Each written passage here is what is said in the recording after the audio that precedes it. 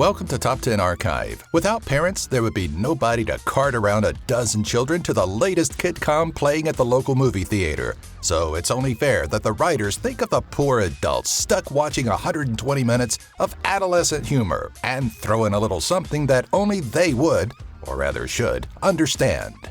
Number 10. The Invisible Man's Small Problem. Hotel Transylvania.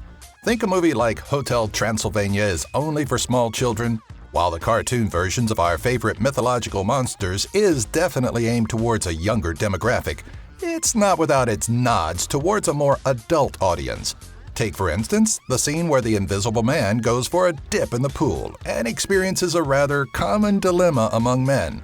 I was just in the pool. The water's cold. Don't judge me! That's right, kids are sure to miss this little nod to biology, one that all grown men in the theater could relate to. Number 9. Casey's Confusion. Teenage Mutant Ninja Turtles. What could possibly be snuck into a more adolescent take on the Teenage Mutant Ninja Turtles, a comic book series that was actually known for being a little dark? In an offbeat nod to adult humor, a conversation between hockey mask-wearing Casey Jones and Donatello sees Jones confused by the word claustrophobic. When accused of claustrophobia, Jones retorts that I've never even looked at another guy before, alluding to his confusion of being accused of being a homosexual. Number 8. The Whoville Key Party. How the Grinch Stole Christmas. Those kooky Whovians enjoying their holiday parties just a little too much, throwing parties that only adults outside of the Dr. Seuss realm would know about. Don't know what we're talking about? Remember when the wide-eyed baby Grinch is stuck outside a windowsill peering into a joyous affair? Whovians were tossing keys into a bowl, a common practice on one of two occasions, either when someone is expecting to drink too much or for a key party, which we'll leave you to look up on the Urban Dictionary. At the close of the night, Lady Whovians would pull a key from the bowl and go home with the owner of the set for, how should we put this, some roast beast? Probably a bad example. Number 7. Our founder, Osmosis Jones. Not quite so subtle and found in a rather questionable kids movie, this reference is easily spotted by adults and possibly any students currently going through the gamut of sexual education. As we get a look inside the mayor's office, the screen gives us a glimpse of a rather predominant statue.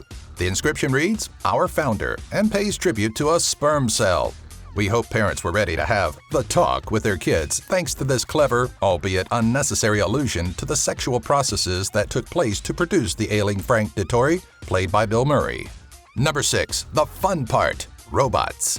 In Blue Sky Studios' 2005 cutesy film, we get a look inside the life of robots. The humanoid buckets of bolts are like us in many ways, including one that most children probably didn't catch on to. Robots plays to the fantasy of a stork delivering a baby, but is at least mature enough to acknowledge the process of, well, baby making. In a line that feels far too filthy for a children's animated movie, Lydia Copperbottom explains that while her husband missed the delivery of the baby, making the baby's the fun part. That it is, Lydia. That it is. Number 5. The Lehman Brothers. Despicable Me. Adult humor doesn't always have to be overly sexualized to the point where we want to shield the punchline from our children. In the case of Universal Pictures' Despicable Me, the adult humor can be a little more intelligent. The aptly named Bank of Evil, a bank just for supervillains, apparently used to be the site of the Lehman Brothers, and unless your child is up on American economics, it's likely that the reference flies right over their heads. For the adults that may not know, Lehman Brothers was an investment bank that declared bankruptcy in 2008 after a series of really poor business decisions surrounding the housing boom. Number 4. Doubtfire's Euphemisms. Mrs. Doubtfire. If you ever happen to catch Robin Williams' stand-up comedy, you know that the world's most notable funny man was not squeaky clean. And with porn movies, they don't have coming attractions, because if it was, you'd be like, oh, done, thank you, fine. He was as crude as they come, and some of that hilarity somehow snuck its way into the 1993 cross-dressing film Mrs. Doubtfire.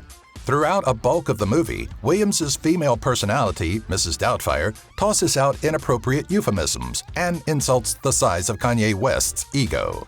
At one point, Mrs. D divulges to Pierce Brosnan's character, Stu, that his beau, Miranda, played by Sally Field, she's got the crabs, dear, and I don't mean Dungeness, and a wicked, powerful, jackhammer-like bedroom accomplice.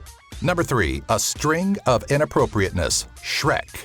There could probably be a debate as to whether or not DreamWorks' Shrek was even a children's movie. Please keep up on the grass, shine your shoes, wipe your face. But the hokiness and mostly corny jokes really drive home that the target audience was likely not an adult crowd. Where the confusion comes in is with the high number of adult jokes that made their way into the script.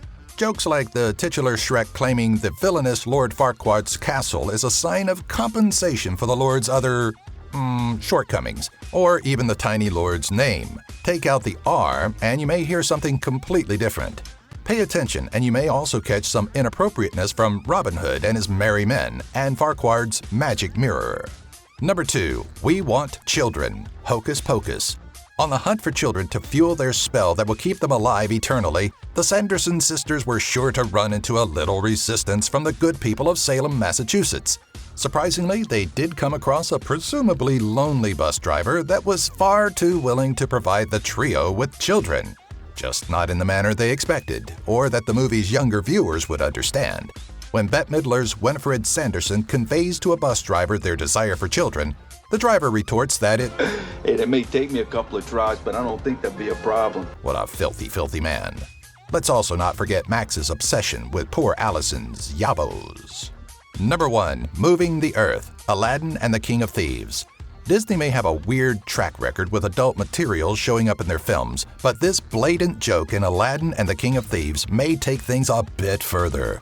During Aladdin and Jasmine's wedding, the affair experiences the after effects of a stampeding elephant, leading to yet another quirky genie wisecrack, though this one may have gone over the heads of every child that has watched the movie. Genie quips that I thought the Earth wasn't supposed to move until the honeymoon. alluding to certain honeymoon activities that two people in love may engage in. Well, we don't really have to spell it out for you, do we?